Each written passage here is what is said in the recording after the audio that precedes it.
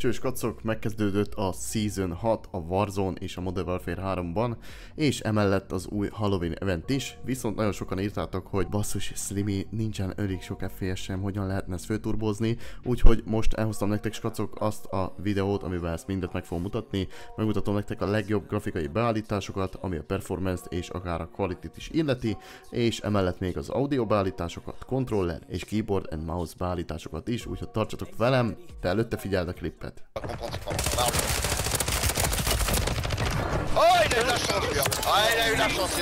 Eszed le a shotgunt, hülye gyerek. Itt a Myers, he? Fönn a Myers! Hol? Maradnom kell. Myers, come back!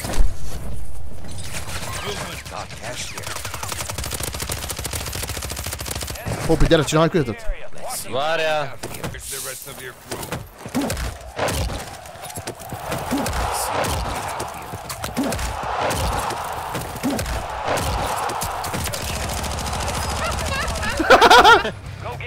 Szerintem úr is találja a játékot, geci. Hát jó, szevasztok, srácok, egy Slipfit és ez itt az éjszakai műszak mai kiadása videó formájában. Hatalmas nagy szeretettel üdvözlök mindenkit a videóban, skacok! Srácok és lányok, a mai videóban hoztam nektek egy újabb Warzone-os videót. Ma nem lesz konkrétan kimondottan gameplay, tehát aki gameplay jött, akkor az sajnos ma lemarad arról, nézitek meg előző videót, vagy az ezelőtti videót, vagy a Twitch-et nézitek meg, you know what I'm saying. Szóval ma hoztam nektek a legjobb állításokat, mert így, ahogy már mondtam a trailerben is, nagyon sokan kérdeztétek, hogy Slimy, hogy lehetne fölturbozni a gémet egy kicsit. Most kezdtem a játékot, nagyon kevés FPS sem, mi a francra ezzel játékkal, nem bírom játszani. Itt van a legjobb grafikai beállítások, srácok, ami én személy szerint, szerintem a legjobb. Most sokan fogjátok majd mondani, hogy úristen, Slimy, ez csak annyi, hogy leveszed lóvra a grafikát. Shut the fuck up, Becky! Igen, annyi, hogy leveszed lóvra a grafikát néhány helyen. De viszont nagyon sok extra információval érkezem nektek, amiben elmondom, hogy bizonyos funkciók, amit eddig lehet, hogy nem is tudtatok, miért vannak benne a játékban, miért vannak benne a menübe, mi vannak benne a grafikai részben, és hogy mi a faszért nincs rá szükséged, vagy mi a faszért van éppen arra szükséged, mert vagy low-end, vagy high-enden játszó, ami a számítógépet illeti. Szóval minden lesz, konti beállítás, ami a én konti beállításaim, de ez mindenkire personal preference megint, lesz egér keyboard and mouse, tehát akik kérdezték, hogy keyboard and mouse, Slimy, milyen szenzén játszó, hogy állítottad be, az is el lesz magyarázva minden kompletbe. Megmutatom a interface beállításokat is, és tényleg komplet átvesszük, és a végén még lesz egy extra beállítás is, ami a Windows usereket illeti, tehát amúgy ez most komplet PC beállítások. Persze a audio, a controller meg egérbillentyűt, ezt használhattatok Xboxon vagy PS-en is, mert azt be tudjátok ott is állítani, de most ez főleg PC-re fog koncentrálni, tehát a videó végéig, vagyis a videó végén majd megtaláljátok a Windows beállításokat is, hoztam extra beállításokat, amikkel ki tudjátok pucolni a Windows-ot és smoothabbá tenni a Gamesco plajt. Szóval skacok, a héten délelőtt is vagyok, tehát délutánonként megtaláltok a Twitch-en. Ma szerda van, ma nem hiszem, hogy leszek, de csütörtökön biztos, hogy Galuval fogjuk ropni a ropnivalót duo quadsba, úgyhogy majd csekkoljatok be oda is, videó leírásban itt van a Twitch és a TikTok link is. Szóval skacok, ennyi a mai sztori, remélem tetszik a videó, hogyha igen, akkor dobjatok rá egy lájkot, hogyha nem, akkor meg egy dislike-ot. És srácok, ne felejtjétek el, hogy még nagyon sokan nem vagyunk feliratkozva a csatornára, úgyhogy csapjatok oda a subscribe gombnak is, ha nem szeretnétek lemaradni a következő Slimfit Guy tartalmakról sem. Ennyi a sztori, én Slimfit voltam, Tali a következőben, lehetek jók. Szóval skacok, megyünk is rá akkor a sztorira, és az első ilyen dolog, amit meg fogunk nézni, az a beállítások közül a keyboard and mouse beállítások. Sokan kérdeztétek ezt is, hogy Slimy, mik a keyboard and mouse beállításaid. Mouse sensitivity-hől megyünk, én 5,25-ön használom a mouse sensitivity-t, hogy mégis ez mit jelent, már mutatom is nektek srácok. Hogy hogyan is tudjátok mégis beállítani a mouse sensitivity-t, ez nagyon egyszerű, begyöttek a firing range-be, a menüből és beálltok a bábukhoz. Na most elkezditek lőni az első bábut, ráhúzzatok a másikra és aztán a harmadikra. De amúgy első kettő az pont elég arra, hogy beállítsd azt, hogy milyen a szenzed, és hogy jó egyáltalán a szenzed. Nagyon sokan mondjátok nekem is, hogy nekem is nagyon szenzem. I don't know bro, maybe. lehet, nem tudom, sokszor úgy érzem, hogy fluent a játékmód, sokszor meg úgy érzem, hogy szar vagyok, szóval nem tudom. Egy bizonyos időben beletelik, hogy ezt be tudjátok állítani, de annyit mondok nektek, srácok, hogy ugyanígy kontira is érvényes ez, tehát kontinál nem fogom ezt még egyszer megmutatni, kontin ugyanígy be tudjátok majd állítani, tehát megyünk is rá. Na, ilyenkor jó a szenzed. Mutatom a rossz szenáriókat, hogyha húzod, lövöd, és közben húzod a targetra, de viszont itt már megállsz, tudod, akkor kicsi a szenzed. Hogyha húzod, lövöd, húzod a másikra, és túlhúzod, akkor túl nagy a szenzed. Tehát most egy bizonyos gyorságot vigyünk bele, jó? Láttátok, hogy ott középen megalhattam, szóval nekem is van mit még rajta csiszulni, de értitek, hogy igazából mi a point, hogyha lövöd, és kicsit idáig nagyot húzol rajta, de csak idáig jön, akkor kicsi a szenzed. Hogyha lövöd, húzod egy átlagosat, úgy mondtam előbb is, akkor, és túlhúzod rajta, akkor nagy a szenzed. Tehát azt kell megcsinálni, hogy a egyik báború, a másik báború fluenten, megállás nélkül tud átvinni a kurzort a célköröztől. Egér, billentyű, konti, mindenhol. Ennyi. Ennyi a sztori, ezt így kell beállítani, srácok, nincs benne semmi nagy ördöngőség igazából. Így jött nekem a 5,25, ami általában 5,25, 5,50, van mikor 5 alá is lemegyek, így szokott változtatni a sztoriba. Ezt nem tudom, hogy nézett ki defaultul, lehet, hogy ugyanígy nézett ki defaultul, nézzétek meg, és megtudjátok tik is. ADS Sensitive Multiplayer, ez 0.75-re lettem, ez igazából azt mutassa neked, hogy amikor célzó, akkor az a szenzitivitás, ami a célzás közben történik, az mennyire nagy. Ez nekem egyesen volt, és ezt inkább ajánlom lefele vinni, 0.65 és 0.90 között mozgatni, és úgy kitapasztalni, hogy melyik a jó, tehát célzás, ez most a long range targetokra vonatkozik, persze nem sniperolásnál, hanem AR-ek használatánál, úgyhogy megfogod, célzó a firing range-be, és célzás közben a húzás mennyire nagy vagy mennyire kicsi, attól függően állítod 0.65-től egészen 0.90-ig ki kell tapasztalni, srácok. Ez itten egyesen van, ez graduálon van, ADS az egyen van, ADS sensitivity ez relatívon van, a monitor distance coefficient 1.33, szerintem az alapérték, én nem nyújtam hozzá, az biztos. Custom sensitivity per zoom, ez mind ugyanaz maradt, vertical aim axis, ezek mind standardon vannak. Third person ADS, ez precisionon van, mouse calibration, itt volt valamit, amit állítottam, mouse wheel delay az 250, az, hogy milyen gyorsan tud a fegyveren, vagy a egereden a kereket pörgetni igazából. Azt hiszem Metafornak volt egyszer egy videója, és az alapján állítottam be, szóval a többit ne kérdezzétek, mert nem tudom, de Metafor kurva jó játékos, úgyhogy az alapján állítottam be, ennyi a sztori. USE System kursor, off, ez pedig offon van, mert nem akarjuk, hogy itt a Windowsnak a kurzorja járkáljon össze-vissza, hanem a Call of Duty járkáljon. A gameplaybe fogunk átmenni, srácok, a egérbillentyűzetnél, és itt vannak cuccok, amiket be kell állítani. Elmondhatnám, hogy mi micsoda, de szerintem most fölösleges húzni. Egy-két dolgot azért bemondok, állítsátok meg a videót, és rakjátok be őket, állítsátok be őket. Ez mind ahol hozzá fog járulni, hogy ne úgy mozogjatok, mint egy bot, magyarul megmondva, hanem úgy mozogjatok, nem fogtok úgy mozogni, de közelebb lesztek alapmozgásilag egy profi játékoshoz. Tehát nem fogtok úgy mozogni, mint egy profi játékos, de értitek, mit mondok, hogy nem a alapszar Call of Duty beállításokkal, amikkel kijön a játék fogtok játszani, hanem már lesz egy jó alapotok, amire lehet tanulni a mozgást, a Call of Duty-s mozgást, automatic sprint, automatic taktikál sprint, tehát azonnal fölhúzza a fegyvert, és sprintel magától, nem kell lenyomni a analógot, nem kell shiftet nyomni, nem kell semmit nyomni, csak a W-t nyomom előre, és fut a karakterre. Tactical sprint behavior, single tap sprint, tehát egyszer nyomom meg, de ezt nem is használom, mondtam. Walk behavior hold, tehát a sétálásnál tartani kell a gombot, hogyha én most sétálni akarok. Automatic airborne mantle, partiál, tehát parciálisan kapaszkodik föl nekünk itt a obstacle-ekre. Mi az obstacle? Akadályokra. Tehát először ide kapaszkodik fő, ha nyomok W-t, akkor aztán megy tovább. Ezért van az, hogy fekvő támaszozni vagy húzóckodni szoktam XY nevű helyeken. Automatic ground mount le, hang, ez offon van nekem, ground mount le on, tehát ez amikor így átugrik a faszi, ez mindig legyen bekapcsolva, mert ez egy új feature, viszonylag új feature mondjuk rá. És nagyon jó dolog, mert akár még fightoknál is tud segíteni neked, hogy te éppen ugró fő valahova, de már közben tudsz lőni amúgy, és ennyire erre nem számít, és kimegy a célzásra, és te nyered a fightot. Slide Dive Activation, independenten van, Parachute Automatic Behavior off, nagyon sok embernél látom, prelobbiban láthassátok, hogy automatikusan be van neki kapcsolva a parachute. Nincs, nem kő, most játszunk, mink irányítunk, nekünk kell megnyomni a paracsútot, amikor mink akarjuk, tehát az legyen 5 centivel a föld előtt, vagy 1 méterrel föld előtt, tök fölösleges ez automatic parachute behavior, mert csak be van állítva, és utána kinyílik a ejthernyő, de valaki már rég ledroppult, mert ő neki nincs beállítva ez, megfogott egy fegyvert, és szarral lőtt. Érted, mit mondok? Szóval ez szerintem totál fölösleges.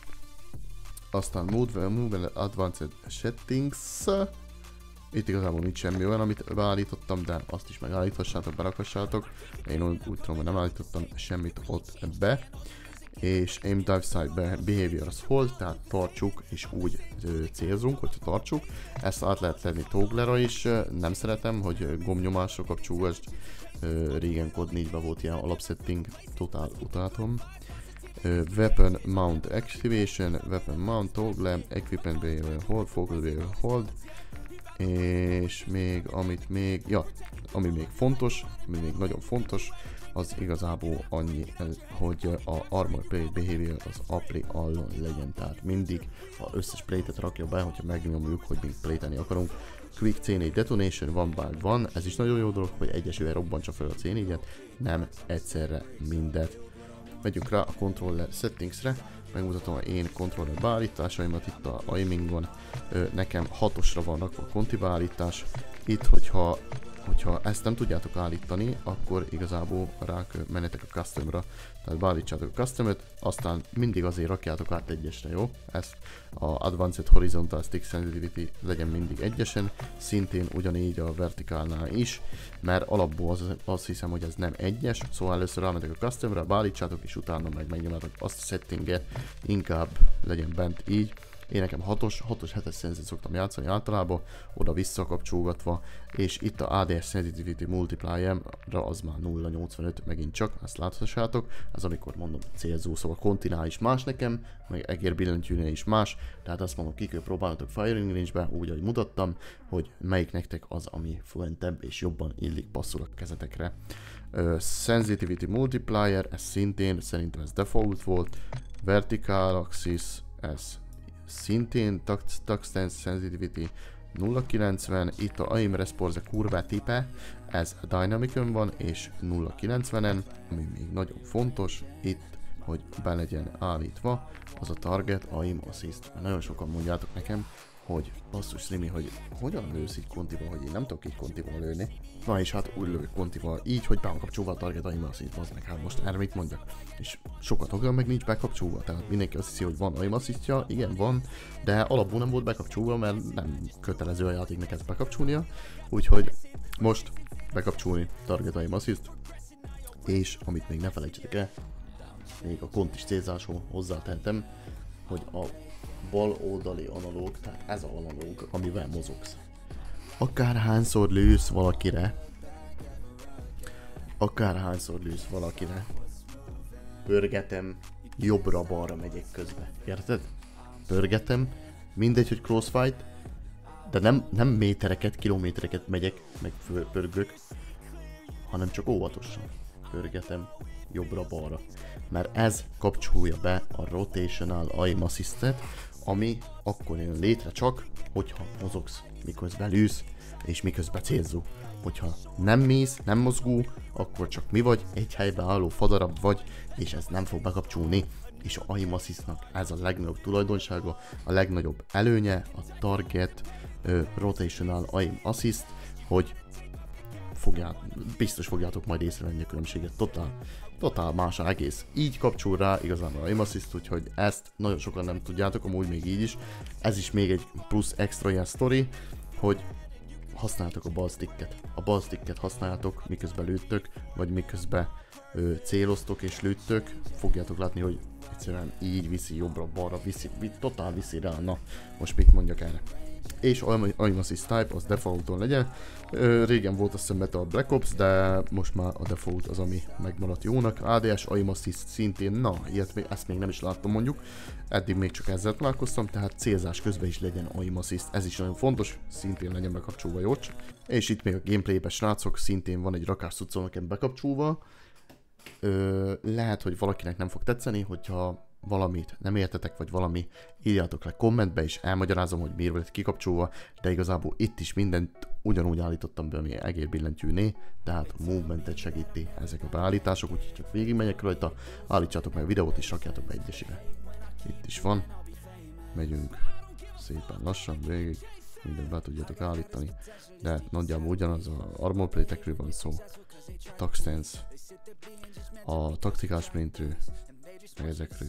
C4, hogy egyesével legyen fölrobbantva. Jó? Úgyhogy ennyi a controller beállítások. És kacok, megyünk rá a grafikai beállításokra. Először is a displayre fogunk rámenni. Mindjárt, amint belemegyünk a displaybe, akkor kijön, hogy display mód nekünk full screen border lesz, vagy full screen exkluzív. Full screen exkluzívot nyugodtan használjátok akkor, hogyha egy monitorotok van, már hát, hogyha kitabultak, akkor úgyis mindegy, vagy full screen extended window-ot. Low-end PC-knek ajánlom a Windows-ot, vagy a Full Screen Extended Windows-ot, mert akkor tudjátok állítani a resolution és kisebbre tenni, ezáltal sokkal játszhatóbbá úgymond tenni a játékot, még szar grafikán is. Úgyhogy Low-end, a Windows, Full Screen Extended Windows, egy monitoros PC, Full Screen exkluzív, ezt használja, oké? Full Screen Borderless pedig azt használja, akinek több monitorja van. Nekem 2 monitorom van, tehát most, hogyha kitabulok, nekem most borderless-em van, most kidabultam, és tudok dolgozni a Windows-ba, úgyhogy ezt nem lássatok, ugye én meg látom, hogy itt, amit csinálok, amit dolgozok, és akkor visszatabulok, és közben látom, az a lényeg, hogy közben látom azt is, hogy mi történik a játékban. Na, így szoktam zenéket kapcsolgatni, meg minden ilyen szarságot megcsinálni. Következő display monitor, mindig legyen ki választva a aktuális monitorot, tehát a fő monitor az, amin a game játszik, az, amin a game megy. Display adapter, az a Nvidia GeForce RTX 3070, van, hogy ez defaulton van, vagy valami system defaulton, vagy ilyen szarságon, mindjárt, amin ez első dolog, mindjárt megfogjátok, rámentek és kiválasztjátok a dedikált grafikus kártyátokat, legyen az AMD, legyen az Nvidia, mindegy mi a tököm, de mindjárt legyen berakva inkább. Screen refresh rate, nekem Dell Alienware monitorom van, 240 Hz-es, tehát ez már alapból be is van állítva a 240 Hz. Display resolution, az pedig a legnagyobbra van rakva 1920-ra, ezt is magától állította be igazából a játék. Aspect ratio, itt hogyha nem tudjátok, hogy melyikre kéne mennetek, hagyjátok automatikon, én is ugyanúgy csináltam, automatik. Restart shader preloading, ennek lesz majd egy fontos dolga, szerepe, majd megmutatom ezután. Display gamma 2,4 igen, használom most. Előtte nagyon sokat játszottam 2,2-n, hogyha van fullos jó gamer monitorotok, amelyik már tudja 140, 120, 140, 240 Hz-et is, nyugodtan játszok 2.4-jel, mert sokkal jobb digital vibrance-et ad a játéknak, és sokkal, hogy mondjam, élesebbek lesznek a színek, ezáltal hamarabb látod meg a targeteket is, meg azt is, hogy mi történik magába a játékba. 2-2-t pedig akkor használjátok, hogy csak egy egyszerű monitorotok van, és azon gamertek, szóval ennyi. Brightness, erre rákattintotok, mindenki állítsa be magának. Constrain mouse to game window, erre nincs szükségünk. Nvidia Reflex Low Latency, sokat játszottam on plus booston. Az a lényeg, hogyha eztek van, sose legyen offon, mert ez egy plusz, amit a Nvidia ad a grafikus kártyái által, ez egy ilyen plusz funkció, tehát vagy on legyen, vagy on plus booston. Elmondom, hogy mi a sztori. On plus boost az, amikor GPU, vagyis CPU kapba vagy, Na mindegy, az a lényeg, hogy ennél a verziónál, OnePlus Boostnál az használja, akinek gyöngébb a CPU-ja, de erősebb a GPU-ja, tehát a grafikus kártyája. Hogyha erősebb a grafikus kártyát, akkor mindenképp a OnePlus Boostot használd. Hogyha gyöngébb a grafikus kártyád, mint a processzorod, akkor pedig a ONT. Én eddig OnePlus Booston használtam, nem tudom, most valahogy onnal sokkal jobban működik a játék, úgy vettem észre, úgyhogy most erre rátértem, de hogyha nem vagytok biztosak ebbe egészben, hogy mégis hogyan kéne ezt beállítanatok, jegyezzétek meg a többi beállításokat először, ami ezen a tabon van, rámentek, hogy reset tab, akkor resetel mindent, és az, amit automatikusan berak maga a játék, maga a Call of Duty, az lesz a megfelelő beállítás nektek, mert ugye a játék azért összedolgozik a rendszerre, a Windows-szal, és küldik egymásnak az információt, tehát azáltal ő föltérképezi, maga a játék föltérképezi, hogy milyen a számítógépen mennyit bír el, és akkor mindjárt azt a üzemmódot rakja be neki ide, utána bebaszkod a többi settingset, úgy, ahogy mutattam. Megyünk is tovább, Eco Mode Preset, ez maradjon Custom-on. Itt a VSync off, nem használok VSync-et, másik VSync a menübe, szintén nem használok VSync-et. Nagyon sok helyen látom, hogy ez el van maradva, a Custom Frame Rate Limit. Custom Frame Rate Limit, Gameplay Custom Frame Rate Limit. Na most, ide azt a értéket írod be, ahány hertzes a monitorod. Mindegy, hogy mennyi FPS tud, mindegy, hogy csak 20 FPS tud, de van 500 Hz monitorod, akkor is a kurva 500 Hz-et írod be, mert nem akarod visszahúzni a gépet, hát ha gondol egyet, és nagyon jó teljesítményt akar nyújtani abba a momentumba, amiben éppen játszunk, érted? Szóval, mindig azt, szóval, ha van 120 Hz-es monitorod, az előző példa egy kicsit hülyeség volt, de értitek, hogy mi a lényeg. 120 Hz-es monitorod van, 120 Hz-et írsz be. Hogyha 144 Hz-es monitorod van, 144 Hz írsz be. Hogyha nekem úgy, mint most, 240-en van, akkor 240-et írtam be. És ennyi. Lehet, hogy csak 150 FPS-em lesz a gamebe, de tudjuk, hogy ha úgy van, akkor az a érték tud főle mozogni, annélkül, hogy limitálva legyen a program, tehát a játék által, oké? És ez is nagy plusz. Menü, Custom Frame Rate Limit, 60, nem köpörgetni 800-okon a izét a menübe FPS, kutyát nem érdekli mennyi FPS-ed van a menübe, mert csak futkosnak, vagyis hogy járkálnak emberekben nézelődnek, érted? Totál semmi.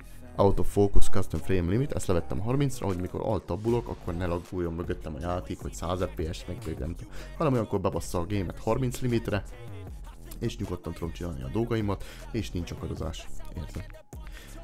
Szóval, amit még itten Menu Render Resolution, ez natív, mindenkinek natív, semmiféle optimál, semmiféle maximál, menüben nem kell Render Resolution-iket csinálni. Pause Game Rendering szintén off, Focused Mode, ez annyit tesz, hogyha több monitorod van, akkor melyikre fókuszáljon éppen, amikor a játék nyitva van. Ha fölteszed 100-ra, akkor például ez a monitorom, ami itt van, az el fog sötétülni, és csak ez fog látszódni. Én ezt lehúztam. Egy monitornál komplet nem kell oldani ezt a settingset. Jó, akkor megyünk rá a Quality Settings-es srácok. Itt vannak alappresetek, amiket már alapból betesz igazából nekünk a játék, balance, basic, valamilyen settingsekkel, és aztán, hogyha elkezdünk benne állítani, akkor átváltódik customre. Mert kérditek, de Slimy, hol van a custom? Hol van a custom options? Nem látom a custom option. Nincs custom options, bazd meg, mert először be kell állítanod valamit, vagy el kell nyomnod valamit, be kell állítanod mást, és akkor lesz custom, érted? You know what I'm saying? Szóval Render Resolution, ez, hogy hogyan renderelje magát az aktuális képet. Én ezt 100-ra tettem, 100-on használtam, mindig is 100-on használtam, Warzone 2-ben is 100-on használtam. Fidelity XFCOS, az a Upscaling Sharpening, amit használok igazából. Nagyon régóta ezt használom, a Fidelity XFCOS, mert ez jut be a legjobban. Ezzel működik a játék a legjobban nekem, és ezzel vannak a legjobb kivehetőségek, a legjobb színek, minden egyszerűen ezt használom csak. Emellett mondják a AMD FSR 3.0-át, ahol ugyanis a AMD-nek maga a programnak, ami a háttérbe fut ugye a játék alatt, a AI verziója generálja neked a frame rates. Próbáljátok ki, egy próbát biztos, hogy megér, valakinek adja, valakinek nem adja. Nekem kurvára nem adja, mert totál ganélesz tőle a játék. Lehet, hogy azt írja, hogy van 500 FPS-em, de hogy a faszomban van 500 FPS-em, hogyha nem tudom nyitani a game. Azért már AI, tehát Artificial Intelligence generálja neked oda a FPS-t, de ganélesz a kép. Szóval próbáltak ki ezt is. A másik, amit még szoktam látni, hogy használják a DLSS, Nvidia DLSS, ez persze akkor lehetséges csak, hogyha Nvidia kártyán van. AMD-t mindenki tudja használni, mert mondom, AI generálja a sztorit. Nvidia kártya. You know what I'm saying?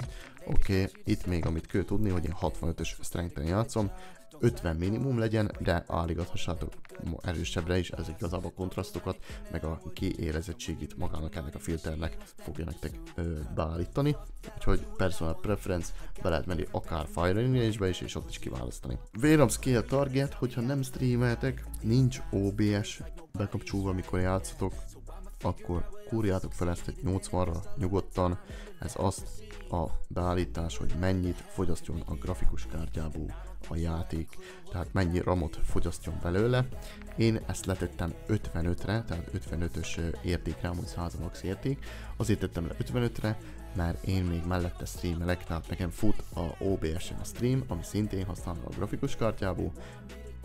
El kell bírni a Windows-ot is, és plusz még TikTok live is szokott menni mellette, szóval én ezt lehúztam 55-re, de hogyha single player leülsz, csak játszani akarsz 55-ről kurfő, vagy 50-ről, vagy alapról 80-ra nyugodtan, nem kell 90 már sok, nem kell kihúzni 90-ig, de nyugodtan 80-ra föl lehet dobni, és akkor addig tudja a játék majd kihasználni ezt a grafikus kártyának a RAM-ját, és addig tud nyújtózkodni, amíg az akaró elér. Na most Texture Resolution, hogyha nagyon fullos gépetek van, nyugodtan rakjátok föl high-ra, amúgy azon kívül mindenkinek normál. Low-end mindenkinek normál, mert Texture Resolution legyen normál, hogy tudjad kivenni a textúrákból a formákat. Texture Filtering Anti-Scoping, komplet nem látok semmi különbséget, szóval maradjon normál.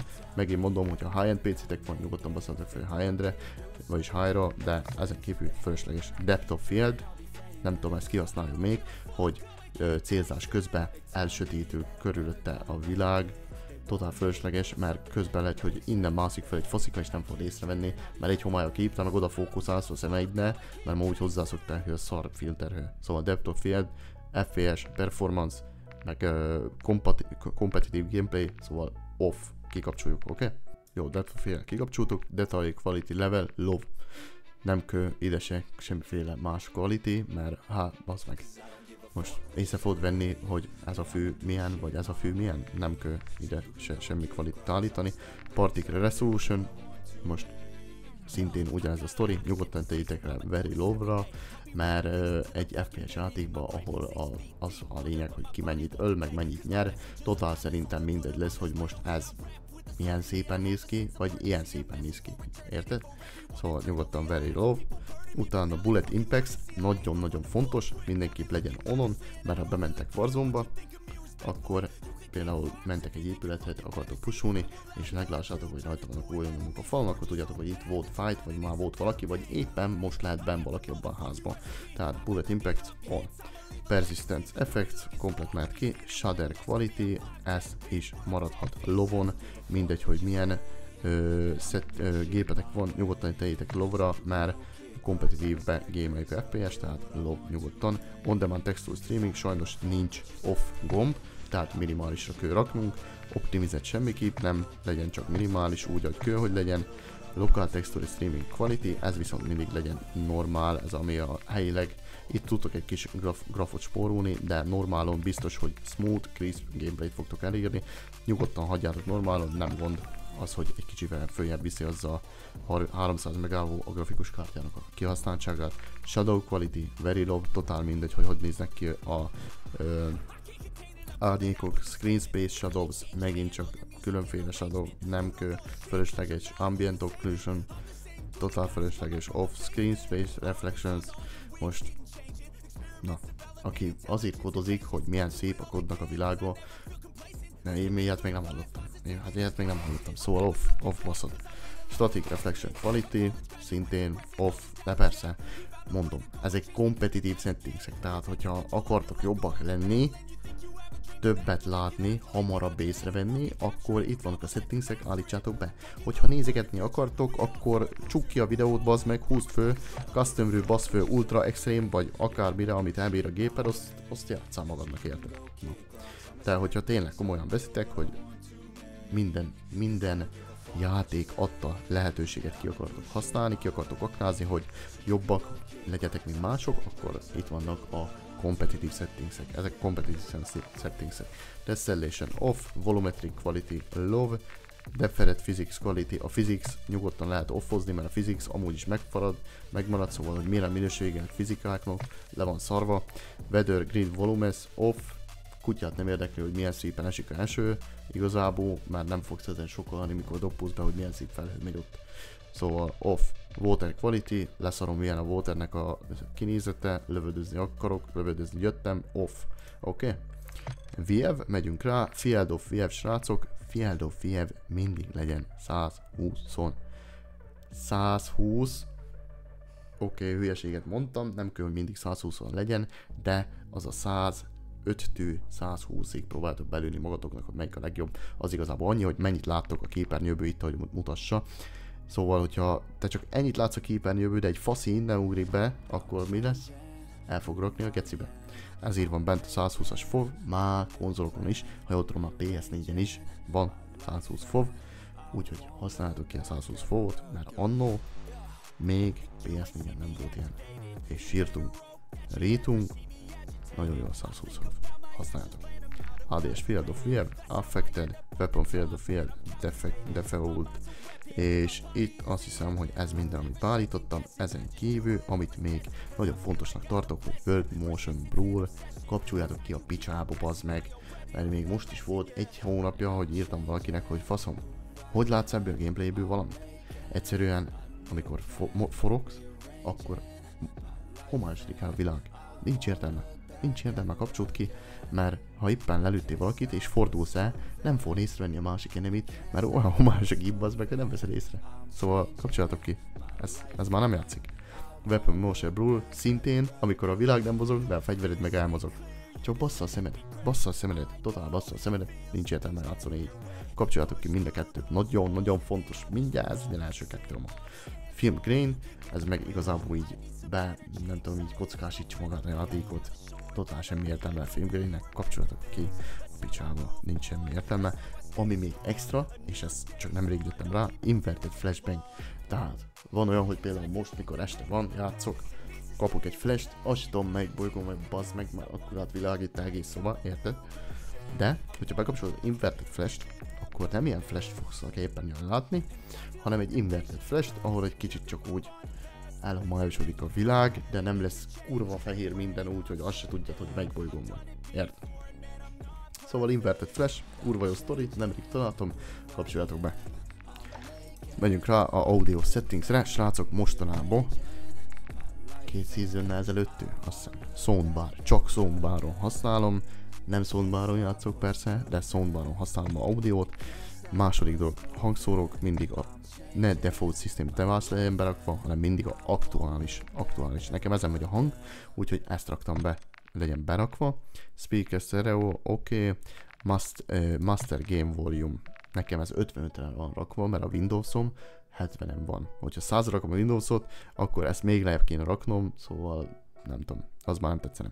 Meg Warzone 2-ben így volt, Warzone 1-ben így volt, szóval azóta így használom, így a jó. Gameplay Music Volume, ki a faszt érdekel a kurva zene a játékban? Senkit, tegyél magadnak Spotify-on zenét, chillessen, de nincs szükséged, amíg vársz a lobbyba, de nincs szükséged Gameplay Music Volume-ra, kurvára. Dialog Volume viszont jó, ha van. Enemy UVRV Overhead, vagy Enemy Soldier Dropping In, vagy ilyesmi, érted? Információk. 50-es. FX Volume, ez az, aminél azt mondom, hogy kár, hogy nem lehet változtatgatni. Abból a szempontból, hogy FX Volume-ba beletartozik a Precinek a hangja, a Mortalnak a hangja, a Reload hang, a összes ilyen kis notification hang, ami elődjön, de főképp azt mondom 100-ra, mert ide tartozik a footstep hang is, a footstep hang, ami kurva fontos az egész játékban, hogy halljad, hogy merre ügyön az enemy, hogyha éppen nem látod óvón őket, vagy szemeddel nem látod őket, hogy lentről ügyön, föntről ügyön, ezért van az, hogy sokszor kérdezek, Slimy, honnan tudtad, hogy ott volt, bazd meg? Úgy bazd meg, hogy megyek fel a lépcsőkön, és már hallottam, hogy egy emelettel följebb valaki lépi. Érted? Érted? Mert 100-on van a effekt, és minden más le van húzva, hogy gecibe már nincs rá szükségem. Cinematic Music Volume, szintén nincs rá szükség, mikor mész be repülővel, hogy neked wow, milyen jó cinematikus zene szóljon, hogy most kezdődik a Warzone játék. Faszom, ki játszik így? Vortex Volume, igen, Vortex, ez a kocsikba szól, tehát a járművekbe szól. A story, nem tudom, én ezt is kikapcsoltam a picsába, már csak azért is, mert nem akarok copyrightot a YouTube videóimba, úgyhogy ez meg általában a DMX-ek meg ilyenek szoktak szólni autókba, de ezt is lehúztam, fölöslegesnek tartom. Voice Chat Volume az itt van még Voice Chat, Game Voice Channel, All-Lobby, én bekapcsolom, hogy halljak mindenkit, igazából Proximity Chatet itt tudjátok bekapcsolni szintén, Last Words Voice Chat, az, hogy a utolsó pár szavát halljad valakinek, hogyha éppen lelövöd, és igazából itt ez minden, ja, meg subtit lesz. Default. Kampányból van onon, mindenhol máshol ki van kapcsolva. Nem kell subtit lesz. Foglalja a helyet, van, hogy menet közben játszó, bazd meg, és a karakterek, amit pofáznak, azt is kiírja alulra, érted? Miközben megy a rankedot. Hát ne, bazd meg. Ne foglald az én diszpléjem a helyet, érted? Szóval kapcsoljátok ki a subtitles, komplet fölösleges, kutyát nem érdekli, mit beszélnek ezek magukba.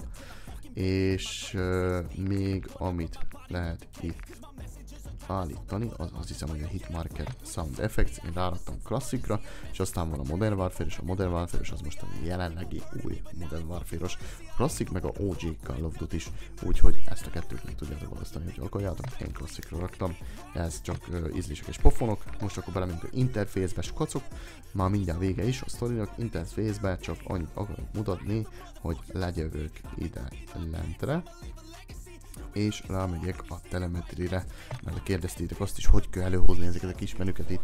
Na, hát úgy kell előhozni, a telemetrire rámentem, van egy FPS counterem, ami mutassa, hogy mennyi FPS-en van aktuálisan, server latency, az mutassa nekem a pingemet igazából, packet loss, az mutassa, hogy hány százalékos a packet loss, és a GPU temperature, hogy tudjam, hogy nem robbanik föl éppen a grafikkártya, mert valami rövid zárlat van. Ezen kívül még van itt egy rakás cucc, amit be tudtok rakni, de akkor már idáig teli lesz a diszpléjetek szarságokkal, szerintem fölösleges, de ti tudjátok, próbáltok ki, hogy melyik az, amelyik nektek tetszik, vagy lehet éppen ezek nektek nem kölnek, akkor használtok helyette más, de 4-5 cucc még azt mondom belefér, de hát most többet kirakni, szerintem fölösleges, mert csak foglalja a helyet. És igazából, srácok, ennyi, amit hozzá akartam tenni, akkor most visszamegyünk a Graphicsra, és mondtam elején, hogy fontos dolog lesz, és a Graphicsnál rámegyünk arra, hogyha ez minden megvan, és mindig mentetté itt alul, akkor rámész, hogy Restart Shaders Preloading rákattintó, és rámész, hogy Restart Game. Szóval erre rámész, és hogy Restart. Biztos restartolni akarod? Akkor fog restartolni, hogyha újra nyitod a játékot, és rámész, hogy Restart. Én most nem megyek rá, mert nekem már ez megvan. Aztán kimész a menübe, akkor kimész, elindítod a játékot újból, visszajössz ide, és akkor benne lesz olyan menübe, belemész Solo Battle Royale-ba, és csak kattintó ide egyet, kattintó ide valahol oldalra egyet, hogy tudja a játék, hogy te itt vagy, most már itt vagy. És itt ki fogja írni, hogy Shaders Preloading 0%, és aztán elkezd elindulni, és megy fölfele egészen 100%-on. Azt megvárod, és kész is vagy magából a sztorival 100%-osan. Ami annyit tesz, hogy ilyenkor a új beállításaidat földolgozza a rendszer, és a shaderokat is, meg mindent, úgyhogy utána tudsz játszani. Most srácok, mutatom nektek a extra Windows beállításokat, igazából amit még akartam, hogy megmutatom nektek, belementek a gépházba, belementek a játékba, a Game Bar megnyitásnak engedélye a kontroller számára, ez legyen kikapcsolva, nincs rá szükség, nem kell, hogy működjön a Game Bar, komplett, igazából nincs rá szükségetek.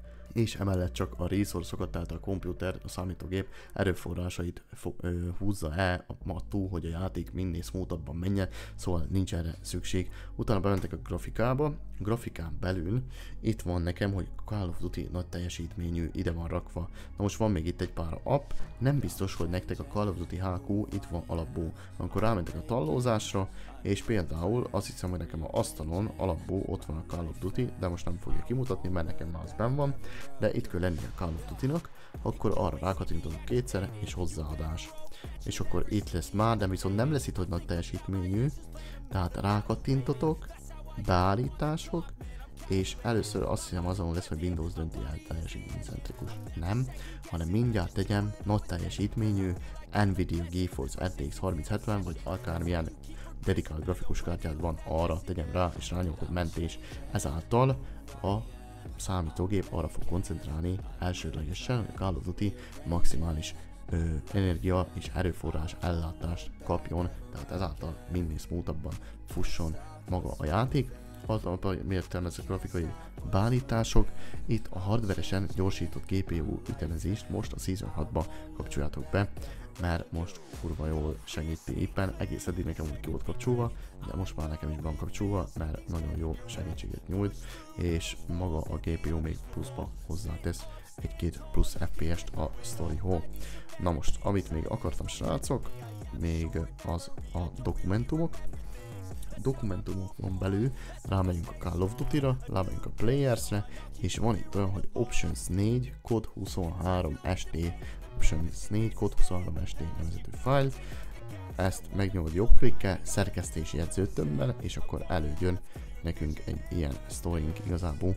És egy mindjárt legelején itt van ez a fontos sztori, hogy thread count for handling the job queue, ami annyit tesz, hogy mennyi magot használjon a CPU-ból arra a játék, hogy neked ránulja a játékot. Tehát itt is a smoothságról és gyorsságról beszélünk. Ezt mindig annyi magra tegyétek, ahány fizikai magja van a processzorotoknak.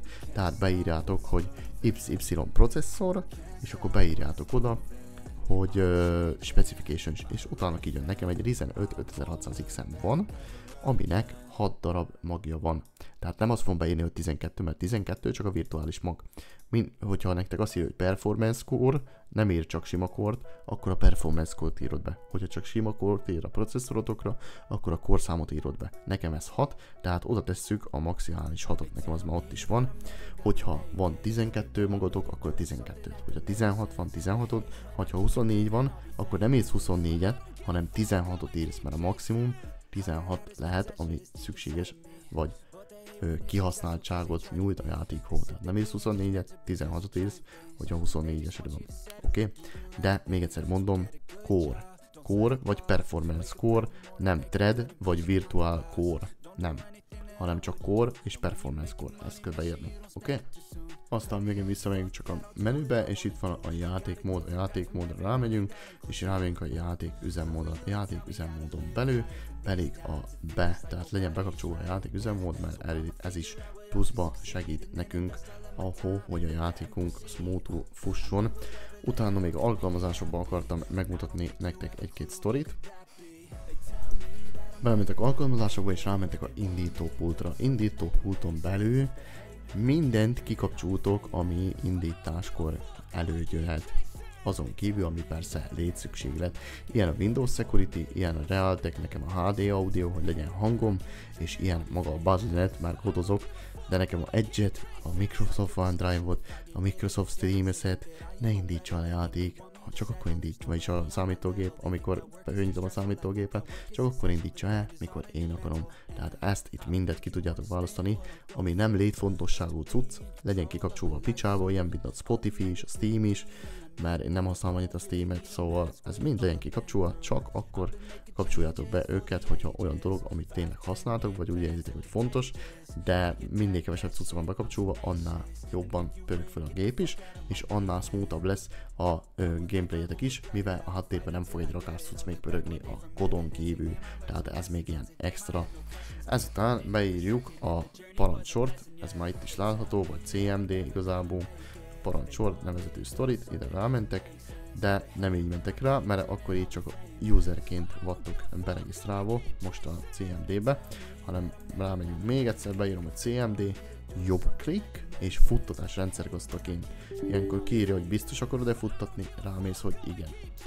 most akkor előjött a System 32-be ez a sztori, a Windows System 32, és most fogunk beírni ide egy olyan parancsort, amit leteszek nektek alulra a videó leírásba, de igazából ez azon segít majd nektek, hogy sokkal, hogy megfogja, és az összes corrupt fájlt, ami a számítógépeteken van, vagy hiányzik, mert tudjuk, hogy valaki már 5 éve fölinstalálta a Windows, vagy 2 éve fölinstalálta a Windows, közben ezt installált ki, azt installált be, ilyen fölösleges cucc van, olyan fölösleges cucc van, ezt a parancsot, ha beírod, ez minden olyan fájlt, ami corrupted, tehát már nem megfelelően működik, vagy már öreg, nem használatos, mindjárt lehúzza, és kicseréli, mindjárt be is installálja nektek, ne ijedjetek meg, hogyha ne akad valahol, hagyjátok ott a francba, menjetek el sörözni, vagy tököm tudja hova, mire visszajöttök, meg lesz, nekem azt hiszem 10 percig csinálta összvisz, de azért akad meg, mert olyankor egy nagyobb fájlt tölt le, vagy tovább tart neki dolgozni, nem fog lefagyni, nem kell betolni,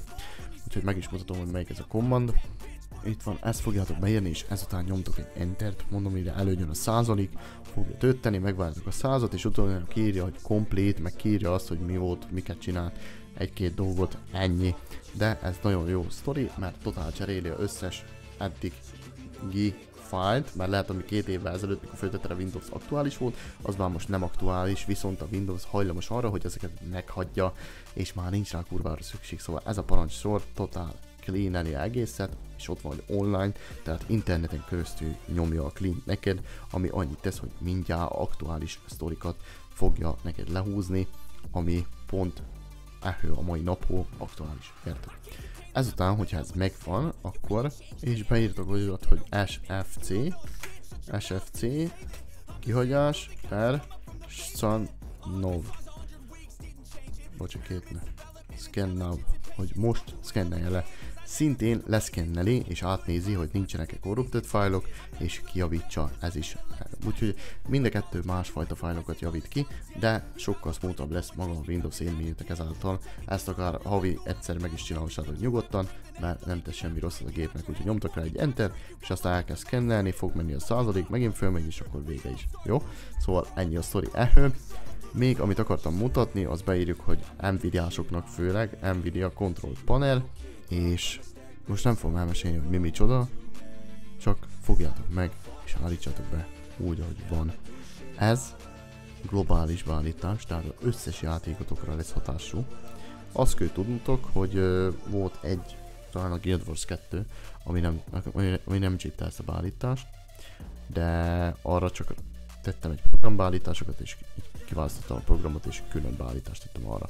De globál beállításban ez egész Windowsot fogja segíteni, hogy maximális teljesítményen fusson, oké?